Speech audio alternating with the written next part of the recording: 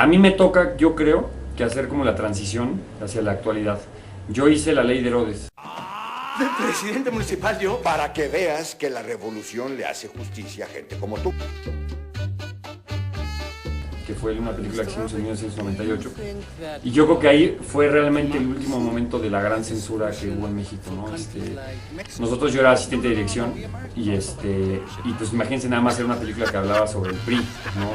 En una época en la que el PRI todavía estaba defendiéndose a muerte. Le quedaban 2 años de vida al PRI. En los Estados Unidos creen que somos una dictadura. La dictadura perfecta. Entonces, ¿qué pasa? Que cuando hicimos la película era impresionante porque hoy en día la recuerdo y no tiene nada que ver con la actualidad, en el sentido de cómo la hacíamos. Nosotros, si ustedes recuerdan la película de la ley de Herodes, por ejemplo, me acuerdo que había unos pins del PRI. Igual que los demás. Unos pincitos que tenían los diputados. Pues nosotros se los poníamos muertos de miedo y hacíamos rápido la toma y se los quitábamos rápido para que no nos fueran a meter a la cárcel, ¿no? O sea, esa película la hicimos aterrados directamente. Nos fuimos a meter a la Asamblea de Representantes, que era supuestamente la Cámara de Diputados. Y fue una película que durante 8 semanas estuvimos aterrados. Ese era el México que había en ese momento, ¿no? Pero después fue peor porque la censura en el 2000, que la película se termina, obviamente nosotros queríamos sacar esa película antes de las elecciones. Y ahí fue donde se vino el súper relajo que se armó con esa película. Que lo que pasó fue que el IMCINE ni siquiera se había dado cuenta de la película que había hecho. De alguna forma, y lo digo con todos sus nombres y sus apellidos, Gustavo Montiel, que era el director del CCC, en ese momento era el director de producción del IMCINE. Entonces él apoyó mucho la película, pero el tipo que manejaba el IMCINE, que se llamaba Eduardo Merena, que era un contador, no tenía nada que ver ni con el cine ni con el arte, jamás pensó lo que estaban haciendo. Entonces de pronto resulta que el Estado hace una película como La Ley de Herodes a través del IMCINE, y cuando quieren sacarla, obviamente arde Troya. Entonces dijeron que no estaba censurada. Obviamente le dijeron al director de Luis Estrada que no la iba a sacar hasta antes de las elecciones, y ahí fue donde empezó a correrse la voz. Y por ejemplo Damián Alcázar, que es el actor principal, pues empezó a ir a todos los festivales a decir: señores, no nos dejan pasar La Ley de Herodes, por favor, corran la voz.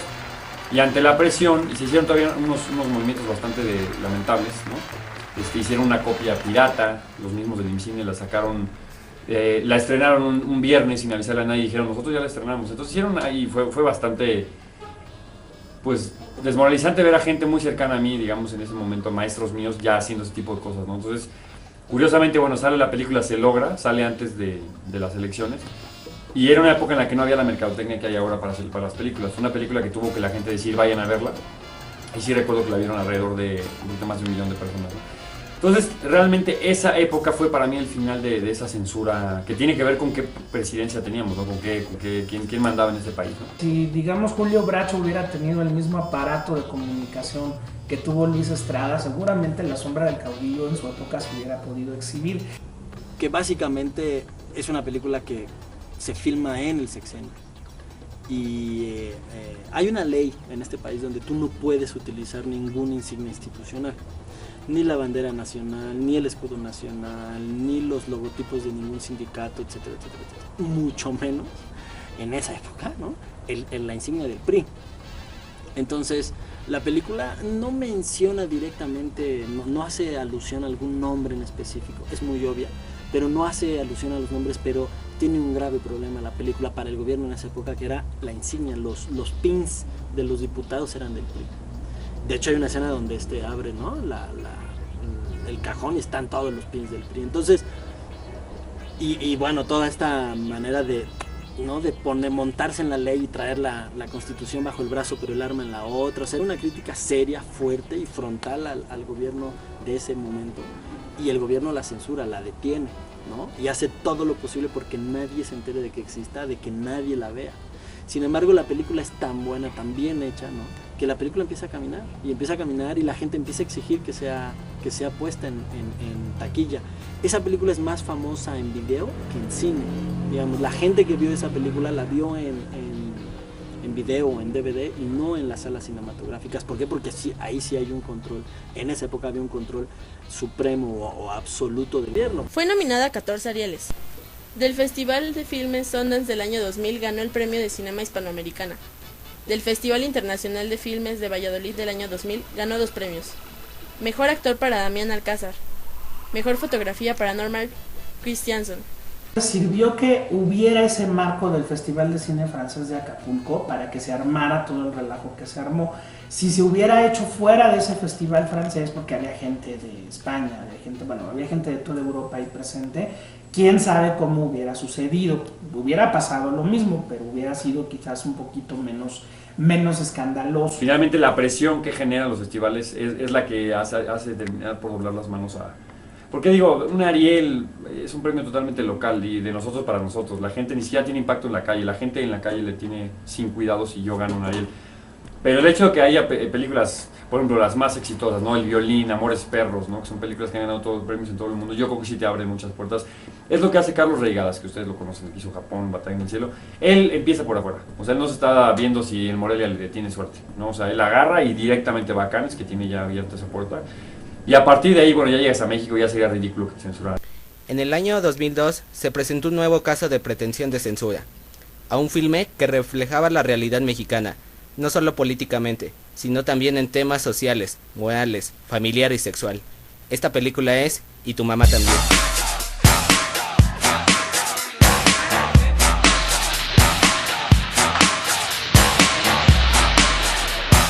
Un filme de Alfonso Cuarón, que desde un principio sabía que inevitablemente se iba a enfrentar a la no aceptación y posiblemente a la censura. Sin embargo, sus creadores no iban a dejar que se reprimiera una vez más una expresión artística como aquella y la defendieron con uñas y dientes hasta lograr su exhibición. También los actores, director y productores del film hicieron su parte al propagar por internet argumentos sobre el por qué no debía censurarse la obra. Tal fue la presión que el gobierno terminó por ceder a su estreno. Y no solo eso, sino que fue acreedora a diversos reconocimientos internacionales.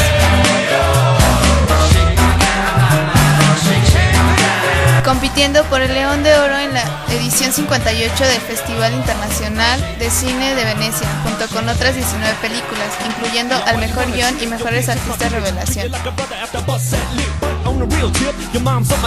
Ganó 11 premios en Estados Unidos, otorgados por diferentes asociaciones de crítica.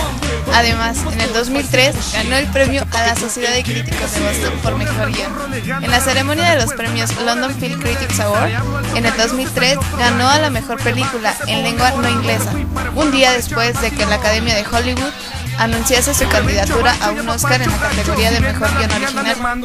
En el mismo año, ya mencionado, gana el premio Espíritu Independiente.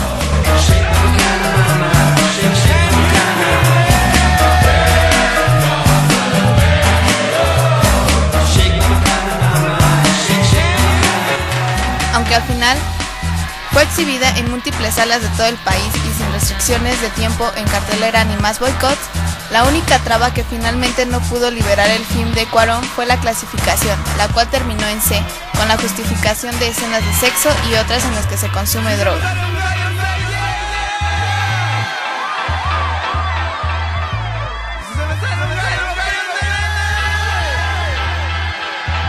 Escandaloso. Sin embargo, es una película muy taquillera. O sea, sí fue una película que generó dinero en taquilla. En algún momento se creyó que era la fórmula Diego Gael, ¿no? Que ellos eran los que habían metido gente a la sala y después se demostró que no tanto, o sea que ellos no, por sí solos ellos no gente a la taquilla, es todo el producto. Pero fue una película taquillera y fue además, es además una película que se vende muy bien en DVD, ¿no? Tú vas a un festival en el extranjero y ubican la película. Aunque la película no caminó en festivales, no fue una película de arte, digamos, se conoce esa película. En el caso de Tu mamá también, que bueno, sí te dio una avalancha de premios, a los gringos les encantó, la nominaron al Oscar de guión original y esto. Pues ahí fue más que nada parte de lo que, bueno, Cuarón defendía que la película la tenían que ver adolescentes, porque los personajes se supone que eran adolescentes.